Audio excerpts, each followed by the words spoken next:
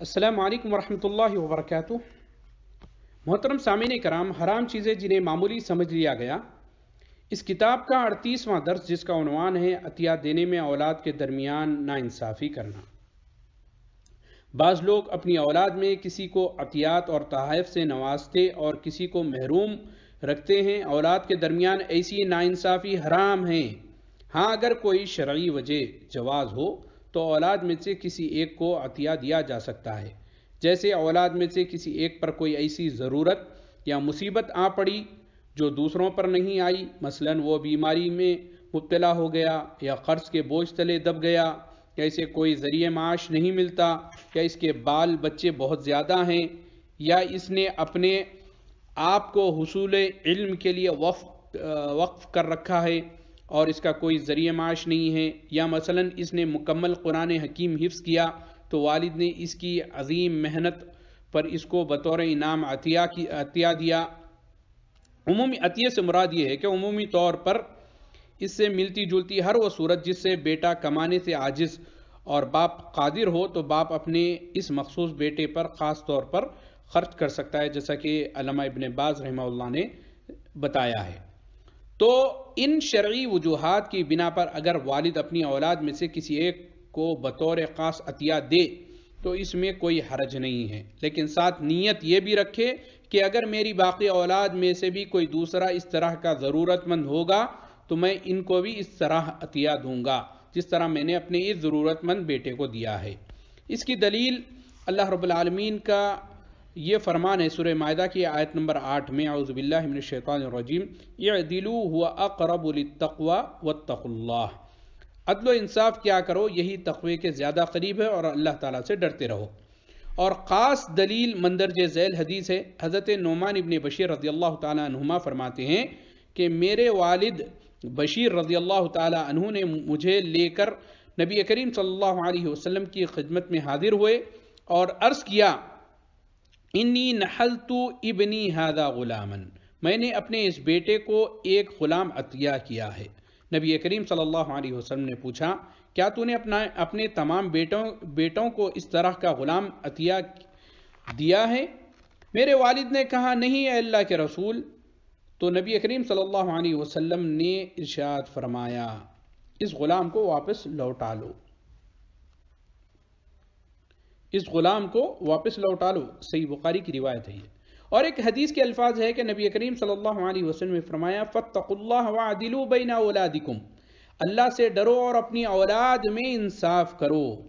اور ایک دوسری حدیث کے الفاظ یوں ہیں، فلا تشہدنی انی اذن فانی لا اشہد علی جور، تب مجھے اس پر گواہ مت بنا کیونکہ میں ظلم پر کسی کا گواہ نہیں بنتا۔ صحیح مسلم کی روایت ہے۔ چنانچہ حضرت بشیر رضی اللہ تعالیٰ عنہ گھر واپس لوٹے اور اپنے عطیے کو بیٹے سے واپس لے لیا۔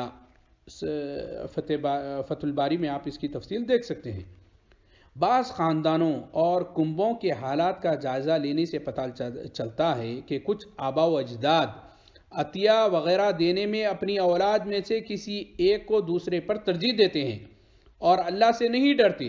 اور اس طرح وہ اپنی اولاد کے مابین دشمنی اور بغض کا بیج بوتے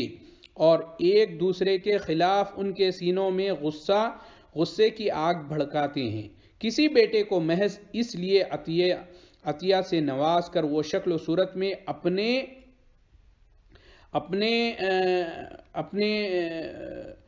جچوں پر گیا ہے، کسی کو محض اس لیے محروم کر دیا جاتا ہے کہ وہ اپنے یعنی یہ باپ اس لیے یعنی کسی کو عطیہ کرتا ہے کہ وہ میرے بھائیوں کی طرف گیا ہے، اپنے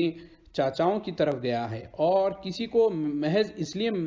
محروم کر دے کہ وہ اپنے ماموں کا مشابہ ہے تو یہ بالکل حرام ہے۔ یا مثلا کسی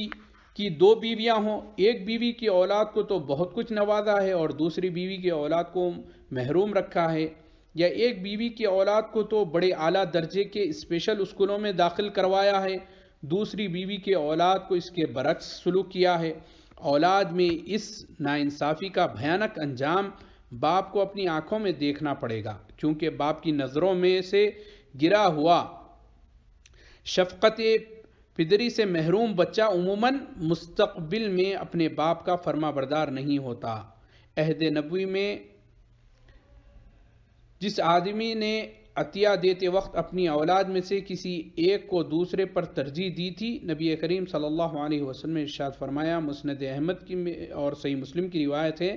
الیس یسرک ان یکونوا الیک فی البر سواء، کیا تجھے یہ پسند نہیں ہے کہ تیری فرما برداری کرنے میں تیرے تمام بیٹے برابر کے شریک ہوں؟ تو ہم کو چاہیے کہ ہم اپنی اولاد کے درمیان محبت کرنے میں، ان کو عطیہ دینے میں، ان کو نوازنے میں، ان کی ضرورتوں کی تکمیل کرنے میں ہم کو انصاف کے ساتھ برتاؤ کرنا چاہیے، کبھی دو نظری نہیں کرنا چاہیے، جس کی وجہ سے اولاد کے درمیان بھی اختلافات بڑھیں گے اور یہ والدین کے لیے بھی دنیا و آخرت میں رسوائی کا باعث ہوگا۔ یہ تو دنیا میں بھی نامراد ہوں گے اور اولاد کی بددعاؤں کا باعث بنیں گے، اور دوسری چیز اللہ تعالیٰ کے پاس سخت گرفت ہوگی۔ جو میں نے آپ کے سامنے احادیث رکھی ہیں، اس سے یہی پتہ چلتا ہے کہ ہم کو اپنی اولاد کے درمیان انصاف کا معاملہ کرنا چاہیے۔ اللہ تعالیٰ سے دعا ہے کہ اللہ تعالیٰ ہمیں اپنی اولاد کے درمیان مکمل انصاف کرنے کی توفیق عنایت فرمائے۔ والسلام علیکم ورحمۃ اللہ وبرکاتہ۔